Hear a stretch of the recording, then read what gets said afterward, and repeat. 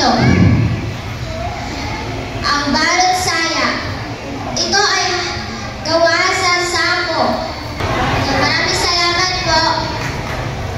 Muli palakpakan po natin ang ating mga mag-aaral sa ika-4 na baitang. Talaga nga naman pinaghandaan ang kanilang mga magulang, ang kanilang kasuotan at nakikita kong talagang nahihirapan ang ating mga hurado, no ho? Ayan, forward po tayo isa-isa mula sa contestant number 1. Forward po muli tayo. Ayan, para po makita muli ng ating hurado. Ayan. Ang kanyang pong kasuotan ay gawa sa tanzan at sako. Palakpakan naman po natin siya. Okay, pangalawang kalahok po. Ito, napaka-creative ng pagkakagawa na ho. Ayan. Parang inspired siya kay Catriona Gray. Palakpakan na naman si Stephen Curry. O, diba? Basketballista na model pa. Next po, Sean. Si Sean, pinapakita ang modernong kasuotan daw po ng isang Pilipino. Gawa sa papel at sa mga printed po na mga tela na idinikit po. Talikod ka siya para makita nila yung mapa ng Pilipinas. Ayan. O diba? Napaka-creative. Pinoy na Pinoy. Sige, Sean, balik ka na po.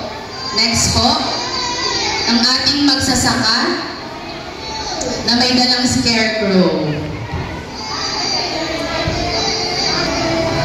Oo, tama-tama. Lalo na po ngayon, i-appreciate po natin ang ating mga magsasaka na talagang masipag at masigasig sa pagtatanim po. Sa susunod po na kalahok, ang kanyang kasuotan ay gawa sa sako.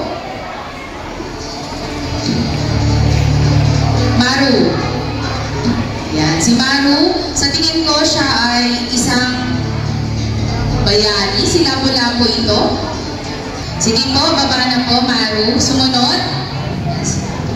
Kuya, ang kanya pong kasuotan ay gawa sa sako. Meron din pong nakalagay na mapa ng Pilipinas sa kanyang damit. Ito naman po, katutubong kasuotan. Ikot po, kuya, para makita nila ang likurang bahagi. Harap naman po.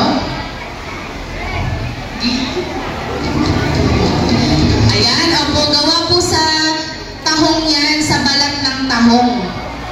Sige po, baba ka na po, kuya. Sumunod po, ito si ate, si Kawili.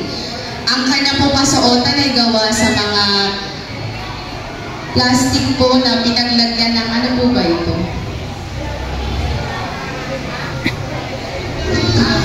Facial products. Mga packs ng products. Ayan, di ba napaka-creative? Sige po, anak, baba na po. Next, Mark. Ang kanya po kasuotan ay nagpapakita ng isang pagiging Pilipino. Talagang Pinoy na Pinoy. Ayan, baba na po, Mark. Sumunod. Ang ating sumunod na kalahok ay nagpapakita ng kasuotang Pilipiniana, kasuotang pangbabae po. At ito po ay gawa sa sako at papel. Ang ating huling kalahok, si Elizabeth Renamida. Ang kanyang kasuotan ay isang balot saya, gawa po sa sako.